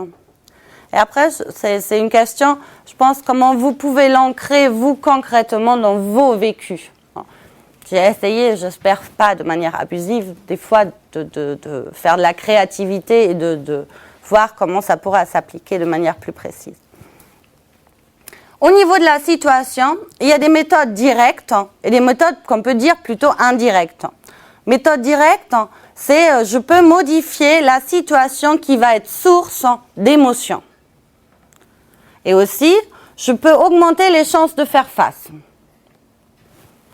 De l'autre côté, j'ai des méthodes plutôt indirectes, c'est faire intervenir l'aide d'un tierce. J'ai essayé de m'imaginer qu'est-ce que ça pourra être si je dis je veux réguler les émotions au niveau de la situation. Si je vais essayer de créer un environnement qui est favorable aux comportements prosociaux ou, disons, inhibiteurs des comportements agressifs. Je vais modifier la situation qui est source d'émotions de manière à ce qu'il y a les émotions plutôt plaisantes qui surgissent et qui font face aux émotions plutôt sources de comportements agressifs. Alors on pourra dire il y a des espaces d'échange, d'expression et de débriefing émotionnel, de travailler sur les conséquences des émotions que tout ça peut entraîner, peut-être des espaces de créativité, d'expression, de symbolisation, je ne sais pas. C'est peut-être vous qui connaissez mieux qu'est-ce que vous pourriez faire au niveau de la situation qui va être source d'émotion pour prévenir, anticiper les émotions que cette situation va faire naître. Je vais prendre un exemple. Si vous punissez un élève ou un élève doit faire face à une sanction, c'est une situation, je pense, vous pouvez me dire à peu près les émotions que ça va provoquer chez l'élève et chez vous. Oui? Non? Chez nous, on a été Comment? Notre difficulté à un moment, c'est que pour certains, précisément, la sanction ne porte pas, on se pose même la question du sens de de la sanction, de sorte qu'on est plutôt désemparé par finalement le fait qu'on ne dialogue même pas par rapport à ça, quoi, une forme d'indifférence. Pas disconnecté, mais une forme d'indifférence. Oui, et du coup, on ne fait plus la sanction, c'est ça en fait. Ça. Excusez-moi, je n'ai pas entendu. Et du coup, on ne passe plus à la sanction. Oui. Ah, oui. En fait, peut-être c'était un exemple mal choisi, mais on pourra choisir plein d'exemples. C'est une situation, vous savez. Oui. Moi, je trouve que c'est un exemple particulièrement bien choisi parce que pour le coup, quand on se tourne vers les parents, par exemple, et là, chers collègues, on est amené quelquefois à être confronté à cette situation, des parents qui ont beaucoup de mal à punir leurs enfants, c'est parce que la relation, je crois qu'il faut la situer dans un domaine un peu plus complexe, il y a effectivement la relation à l'enseignant, la relation au chef d'établissement, la relation aussi aux parents. Et j'ai des souvenirs de choses que j'ai vécues où les parents amenaient leurs enfants en discothèque, 5e, avaient beaucoup de mal à être dans une relation effectivement d'adulte à un enfant. Et ça me fait penser à des travaux aussi de personnes comme Antoine Pro, peut-être certains connaissent ici, hein, sur l'évolution du rapport à l'autorité et aux enfants. Donc je crois que la place de la sanction, effectivement, est particulièrement importante, surtout quand il est question ici de violence, et de réponse institutionnelle à la violence. D'ailleurs, je rebondis juste un tout petit peu par rapport à ce que tu dis, parce que moi, il me semble que ce matin, Jacques Pin n'était pas amené à parler d'individus, mais à parler de réponse institutionnelle, en quelque sorte de procédure, et non pas de personnes.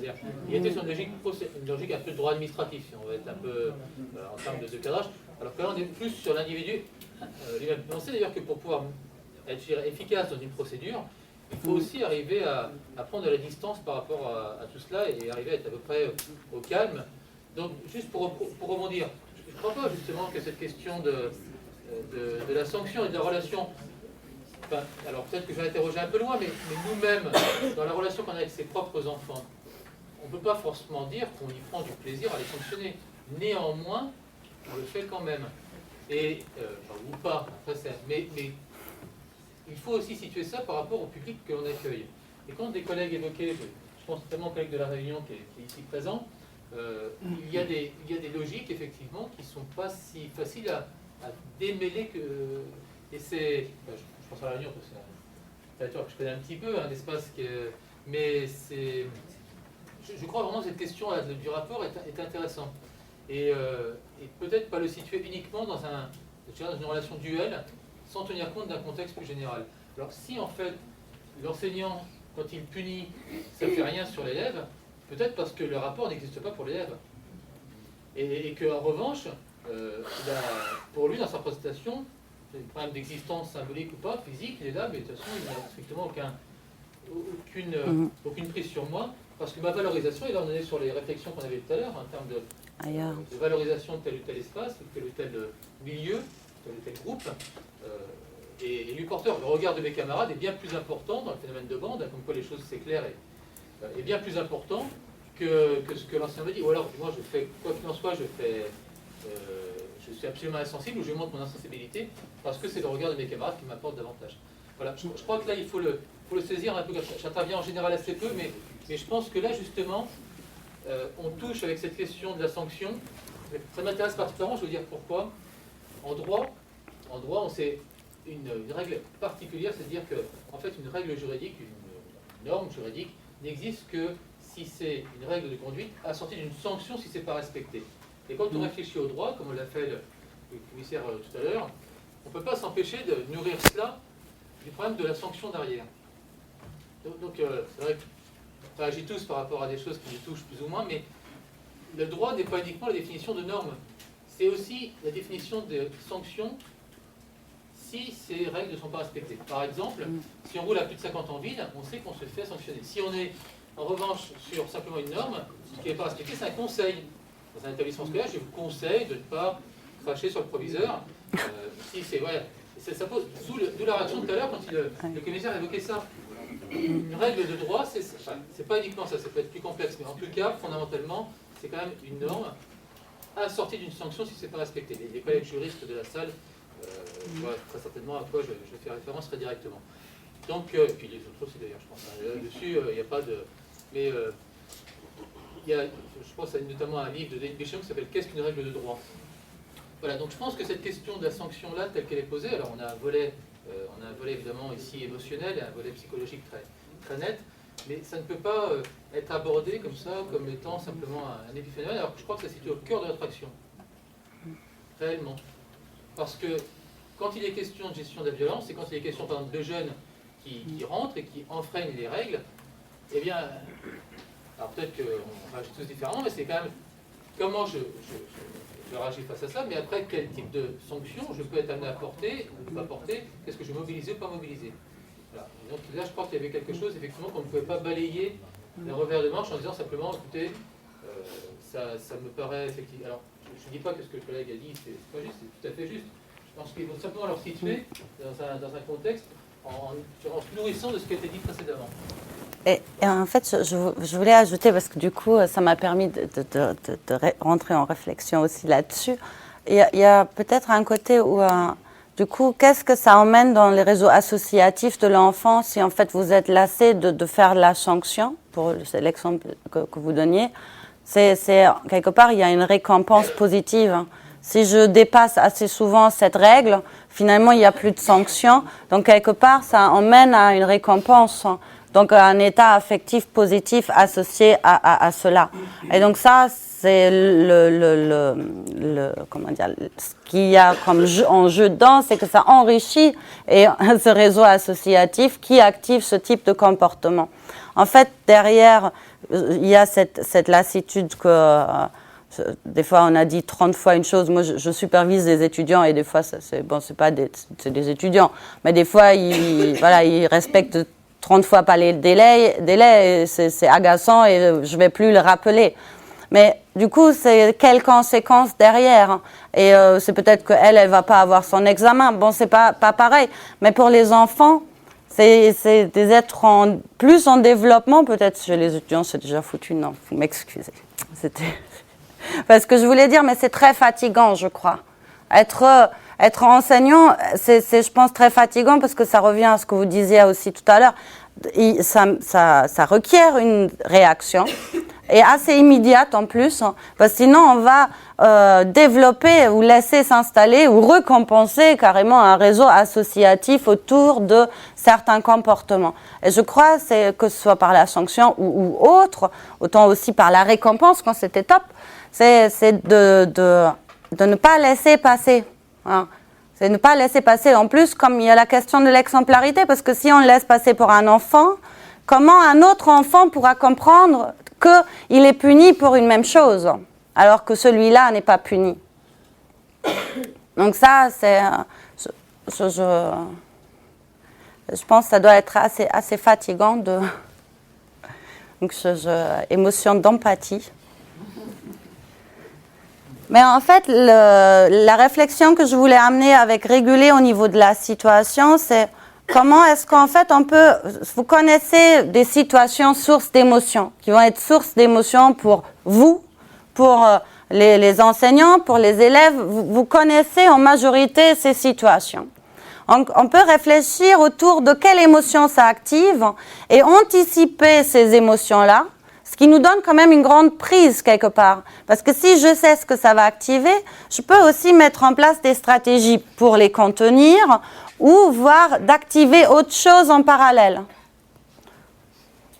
Voilà, c'est un peu actif. Pourquoi la réflexion sur la situation? On peut même aller au-delà. Est-ce qu'on peut créer carrément un environnement inhibiteur de comportements antisociaux? C'est par exemple quand je travaille sur les risques psychosociaux, une des voies de réflexion avec lesquelles nous travaillons en entreprise, c'est comment je peux créer des environnements dans leur dimension physique et sociale qui sont promoteurs de comportements prosociaux. C'est un peu,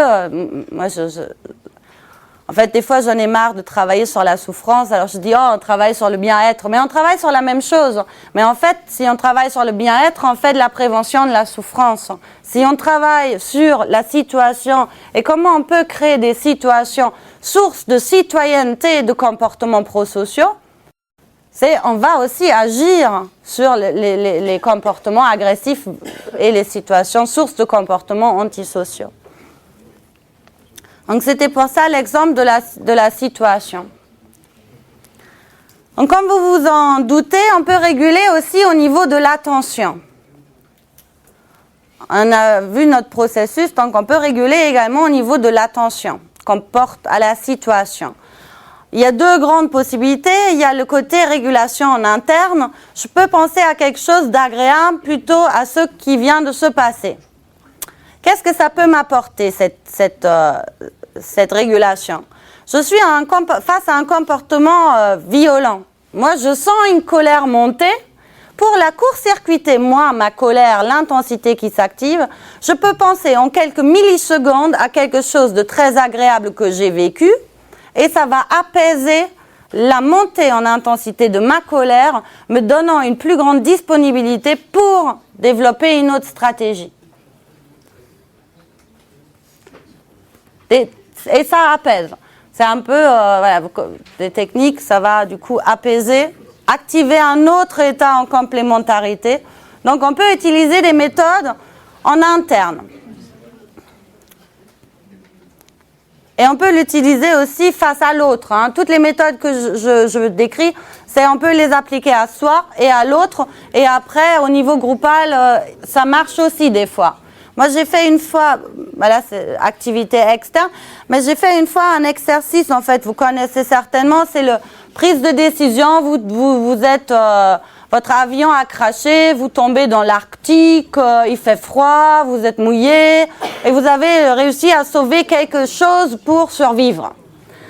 C'était intéressant parce qu'en fait, c'est un exercice, vous vous dites, bon, il n'y a pas d'enjeu.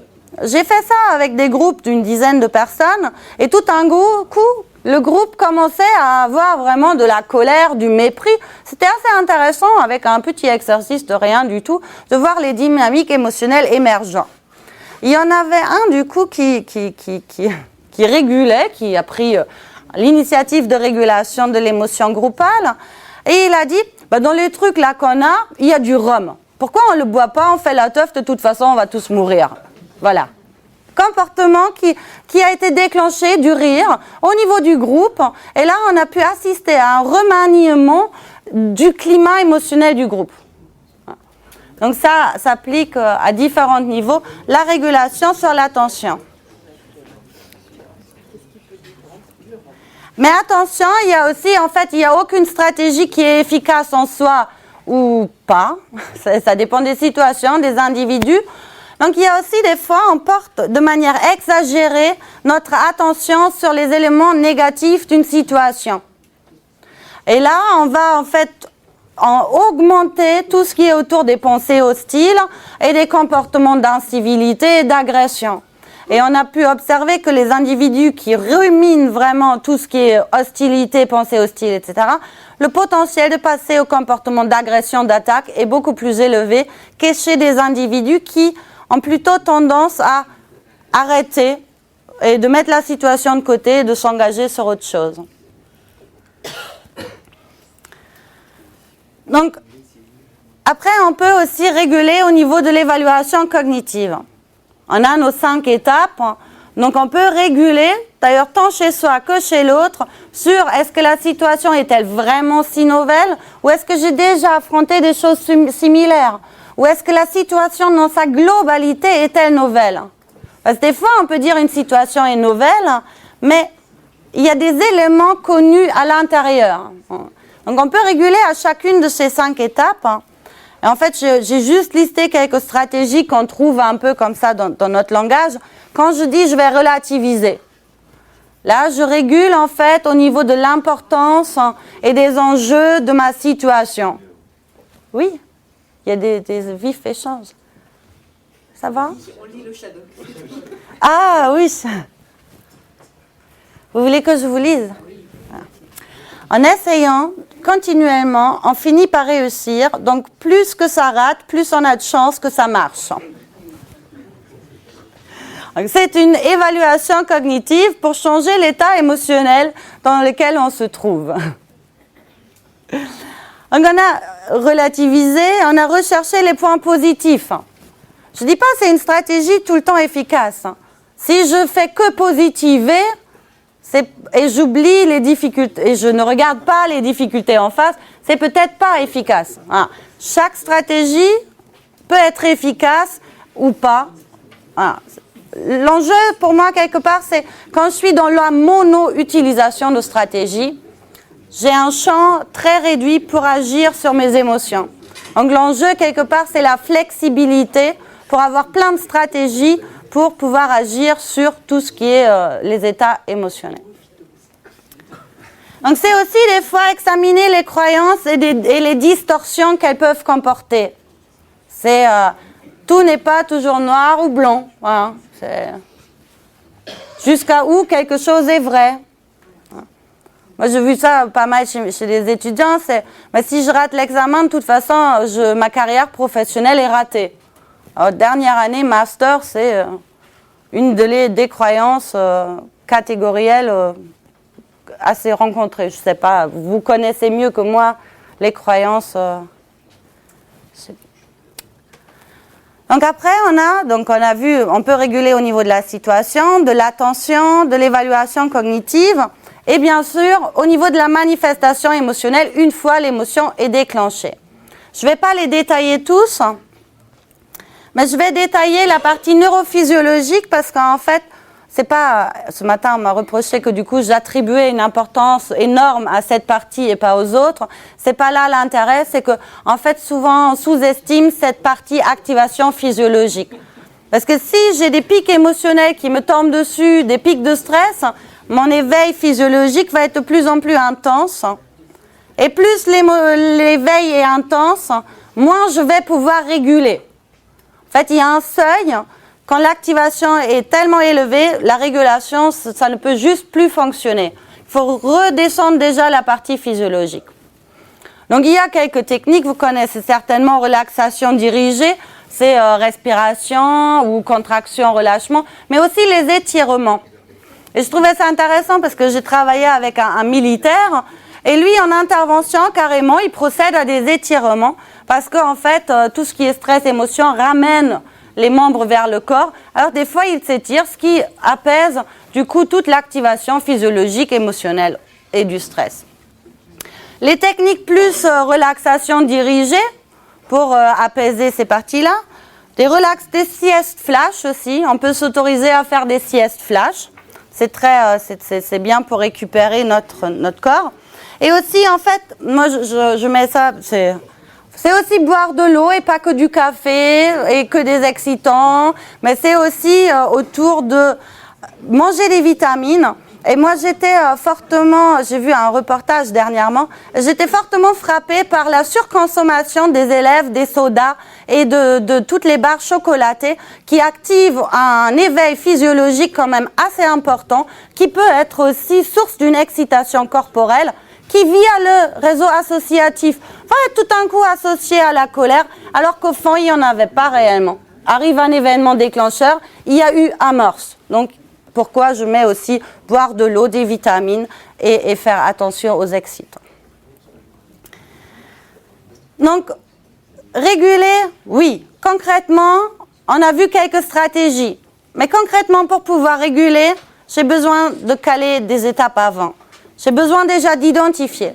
Si je crois la personne, elle est en colère, mais au fond, elle est triste, je ne vais pas réguler la bonne émotion. Comment ? Il faut changer la représentation. Ouais. Exactement. Et essayer d'identifier dans quelle émotion est-ce qu'elle est vraiment, mon en face ou moi-même. Ce qui n'est pas toujours facile, parce que notamment on a nos règles d'expression émotionnelle dans les entreprises. Je ne sais pas si vous avez déjà sauté de joie à l'annonce de quelque chose de votre supérieur ou de vos collègues ou de vos collaborateurs, je ne sais pas. Est-ce que c'est une expression émotionnelle ? Des fois, on a des gens, ils sont en colère, ils sourient. Ah. Déjà, il faut identifier dans quelle émotion on se trouve, nous ou les autres. Et il y a aussi des émotions. J'étais très étonnée, j'étais en formation les derniers 3 jours, là. Et la fierté, les gens me disaient, mais nous, on n'a pas de fierté. Je vois, vous n'avez pas de fierté. Ah ben non, c'est de l'arrogance, c'est de l'orgueil. Ça, ben, je comprends que vous n'avez pas de fierté. Si vous associez la fierté à l'orgueil et l'arrogance, c'est clair que vous avez votre filtre émotionnel qui va inhiber l'expérience vécue de la fierté. Alors que la fierté a de belles conséquences positives. Augmentation de l'estime de soi, croyance dans ses compétences. Et vous ratez ça. Bah oui. Mais voilà l'impact des filtres, du coup. Quelle émotion et quelle émotion je ne m'autorise pas à vivre. Donc, première étape non facile, c'est déjà identifier les émotions dans lesquelles je me trouve et mon en face se trouve. Après, c'est comprendre qu'est-ce qui s'est passé au niveau émotionnel. Quel était le déclencheur? Par exemple, dans ce qu'ils ont pu observer dans les études, dans la colère, par exemple. Si il y a une personne qui frustre une autre personne. Alors là, c'est expérimental, c'est un peu déontologiquement, on peut en dire, c'est pas le sujet. Donc on y va, on a une personne qui vient et on la frustre. Et on a pu observer que si la frustration était soit justifiée, soit arbitraire, la réaction, le nombre de comportements d'agression n'était pas pareil. Donc si l'acte était considéré comme intentionnel ou comme par hasard, si c'était intentionnel, c'était quand même beaucoup plus important parce que c'était infligé, alors que si c'était arbitraire, le nombre d'agressions était un peu plus faible. Donc c'est de comprendre quel est le déclencheur. Et ce qu'on a déjà eu tout à l'heure aussi, c'est clarifier la représentation du déclencheur. Est-ce qu'il y a bien la même représentation par rapport à la situation?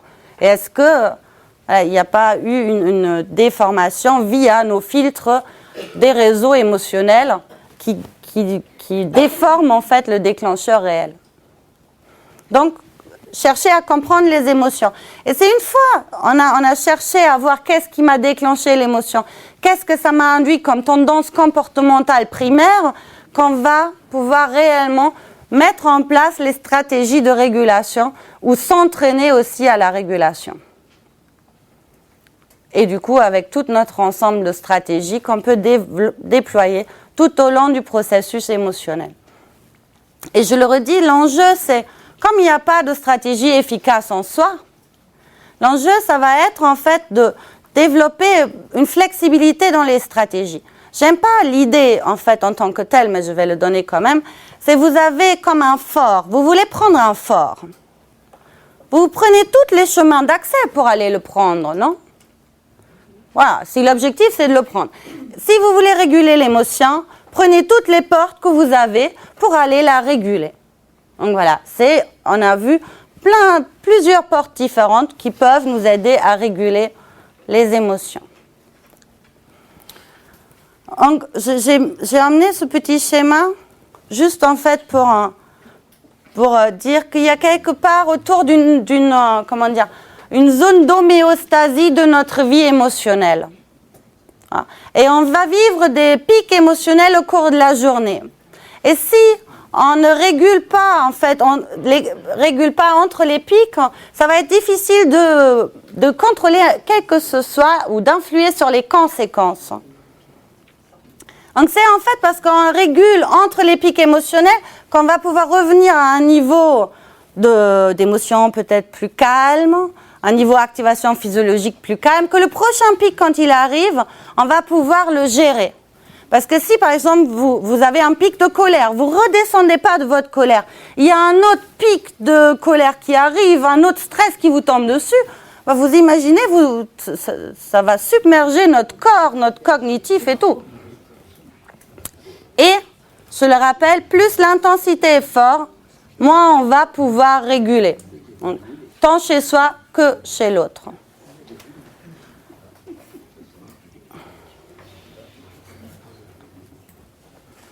Je crois que je vais passer ça.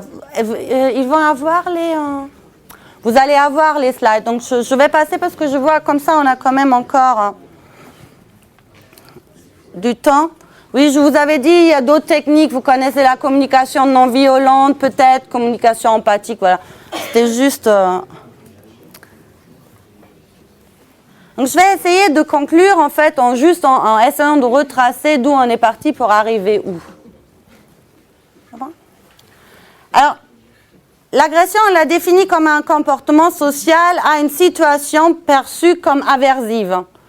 D'où qu'on peut vraiment le rapprocher du processus émotionnel.